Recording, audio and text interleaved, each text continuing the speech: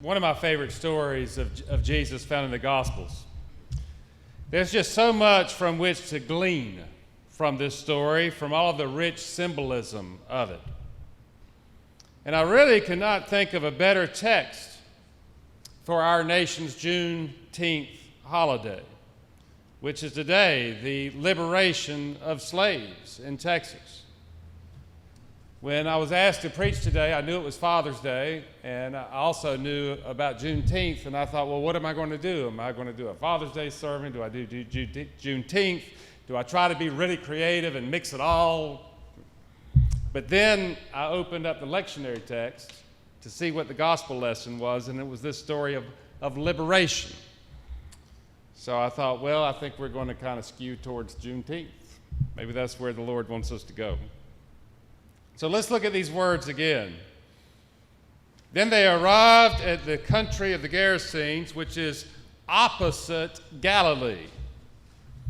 Opposite Galilee. Opposite of home. Opposite of familiarity. Opposite of comfort. Opposite of sanctuary.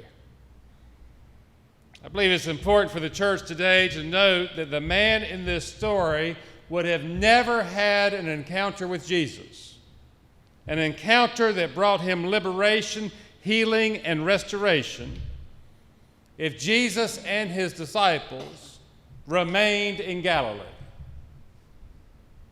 Yesterday, as we were serving meals in a community victimized by poverty, gun violence, and drugs, it dawned on me that although we're celebrating freedom, people are still not free today.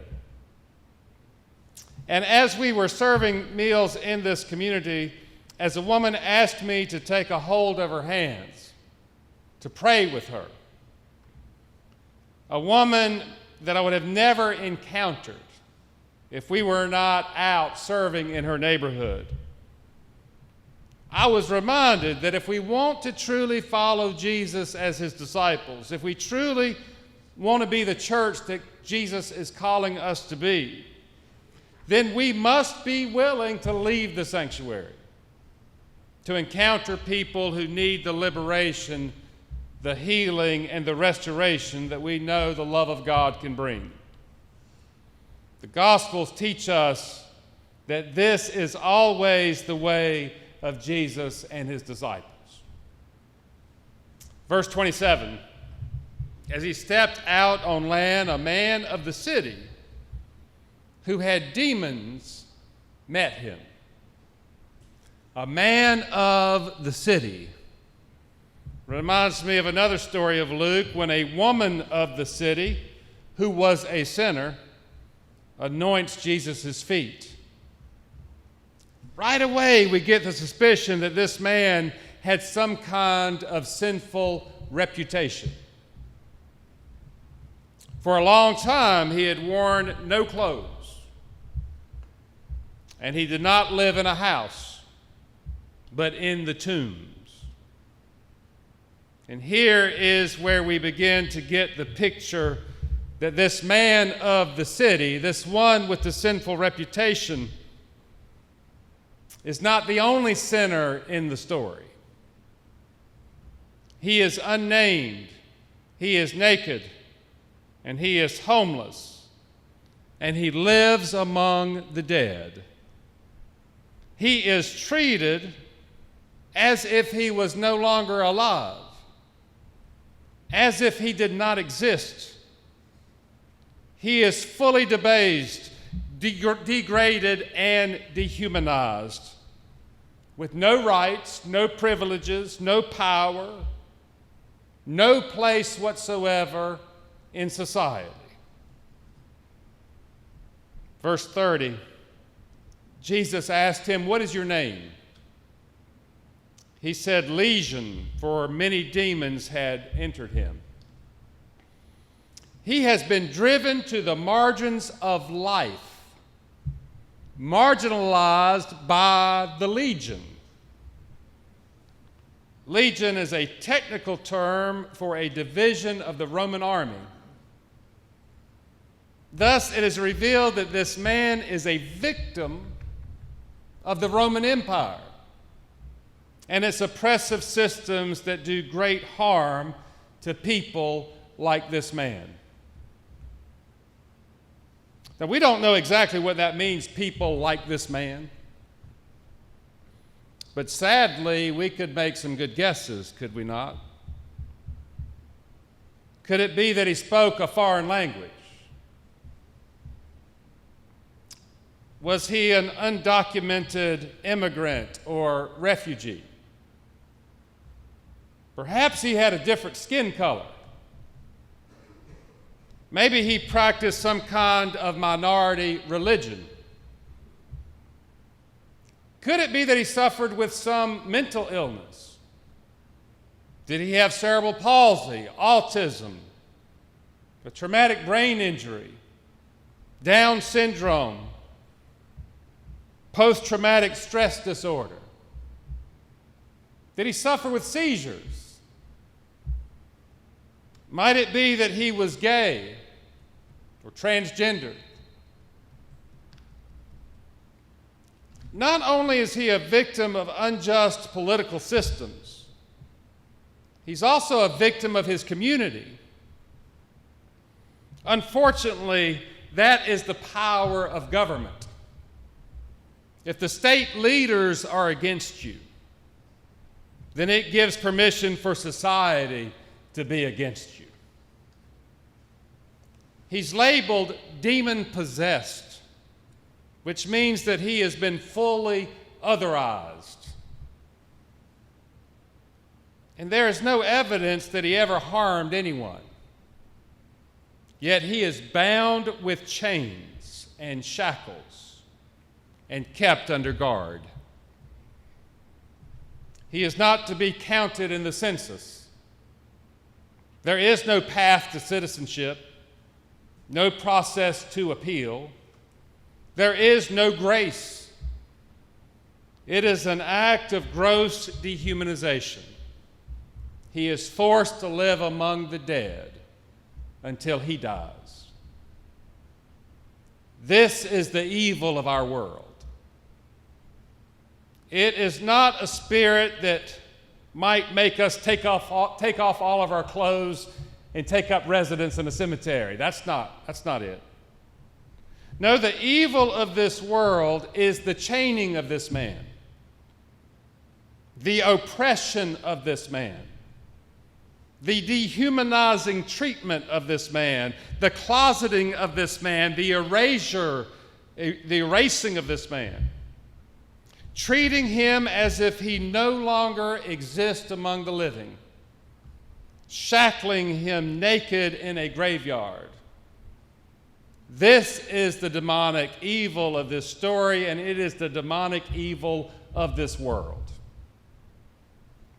And for Jesus and his followers, this type of evil should always be called out, brought out, and driven out. Jesus is never happy when any person is demeaned, degraded, dehumanized, and excluded from community. Whenever Jesus encounters chains, Jesus breaks the chains. Every time we draw a line that keeps people out, Jesus stands with the people on the other side of that line. This demonic evil, this anti-Christ spirit that possessed the state and the culture to oppress this man is fully revealed in the fascinating account of the demons leaving the man and entering a herd of pigs that were on a hillside. Pigs that were minding their own business, innocently feeding on the hillside. And as soon as the poor pigs get infected by the demons, they immediately rush down a steep bank and they drown in the lake. I once heard a preacher joke that it is right here in this story that we have the first recorded instance of deviled ham. I know it's a terrible joke, And the poor pigs, think about the poor pigs. What did they do to deserve to become agents of evil? And how could Jesus do such an inhumane thing to any of God's beloved creatures? However, we soon discover that these poor pigs were innocently infected with evil long before Jesus showed up. Notice what happens in verse 37 when Jesus liberates this man. When they find the man is liberated, do the people thank Jesus?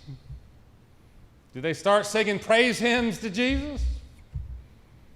No, all the people. Notice that. Not just a couple of them. All the people in the surrounding country began to beg Jesus to leave their presence. Thus, the demonic evil here is not only the oppression of this man by unjust political systems and a fearful culture, but that the people valued their pigs more than they valued the man's liberation. The people would rather keep their pigs, their income, their stock values, their privilege, their power, rather than see this man set free. This is what made this herd of Ham so deviled. If it means losing some pigs, we'll keep the man shackled. If it means losing some pigs, crucify the liberator. If it means losing some pigs, succeed from the union. If it means losing some pigs, assassinate the preacher. If it means losing some pigs, suppress the vote. If it means losing some pigs, oppose raising the minimum wage. If it means losing some pigs, whitewash history. If it means losing some pigs, then ban foreign nationals of another religion, separate families, close the border, storm the Capitol. If it means losing some pigs, then resist equality, forget fairness, and defend discrimination. If it means losing some pigs, then keep quiet, stay silent, and stay put. Learn to live with injustice. If it means losing some pigs, then stomach the mass shooting of children. Be okay with torture. Endure endless wars. If it means losing some pigs, then water down the gospel. Ignore evil, refuse empathy, resist those who want to do anything to help the poor. Send the stranger away. Don't feed the hungry. Don't heal the sick. Never wear a mask. Whatever you do, don't do anything to follow the sacrificial way of Jesus. Never love others as much as you love yourselves. If it means losing some pigs, keep the man naked, chained, and guarded. The truth is that whenever a person or a group is liberated from any oppression, there is another group or person that has some deviled ham to lose, some things, some privilege or power that they value more than the other's freedom. So a good question for us to ask this day is, what is our deviled ham? What do we value more than another's freedom? Patriarchy, white supremacy, religious superiority, homogeneous cities and neighborhoods, homogeneous churches, cheap fast food, inexpensive coffee, inexpensive clothing, easy and quick access to guns. Another question is, are we ready to leave Galilee? Leave the familiar and the comfortable in order to bring liberation, healing, and restoration to another? Are we willing to leave home so others can have a home? Verse 38, the man from whom the demons had gone begged that he might be with him. But Jesus sent him away, saying, "Return to your home and declare how much God has done for you." And restored to his community, he proclaimed throughout the city how much Jesus had done for him. Desiree Attaway is a consultant, a trainer, and a coach that helps build equitable and inclusive working environments in companies and organizations, including IBM, United Airlines, the Girl Scouts, and the Rotary Club, Rotary International. She writes, "We are all socialized into systems that oppress. We learn to accept oppression as normal. We are born into a social system which teaches us to accept things as they are. We are rewarded for accepting things as they are. We are congratulated for accepting things as they are. We become model members of society when we accept things as they are. We gain comfort. We gain money, connections, and power when we accept things as they are. People who go against the grain pay the price." I know there's a tiny, deep voice in your heart that is saying, "I do not oppress people." That might be true, she writes. You may not be actively oppressing others, but here's the reality. Oppression is still happening because this cycle and the systems that support it continue to run uninterrupted. Oppression is the norm, not the exception. Justice is the exception, not the norm. Institutions influence individuals, and individuals influence institutions. The process is pervasive, consistent, circular, self-perpetuating, and invisible. The simplest thing to do is to do nothing. But we have failed to realize that we have become participants in our own oppression by doing nothing.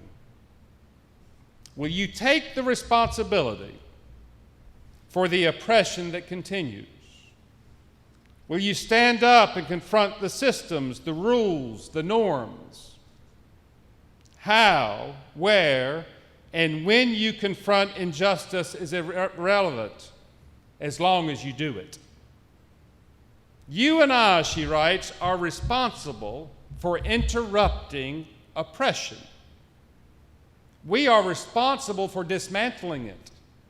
We are responsible for creating new systems and ways to share social power. Society will not transform itself. We have to break the chains. We will all have to pay the price. So that can happen. Let's get to work, y'all, because freedom ain't free. Let's be the time.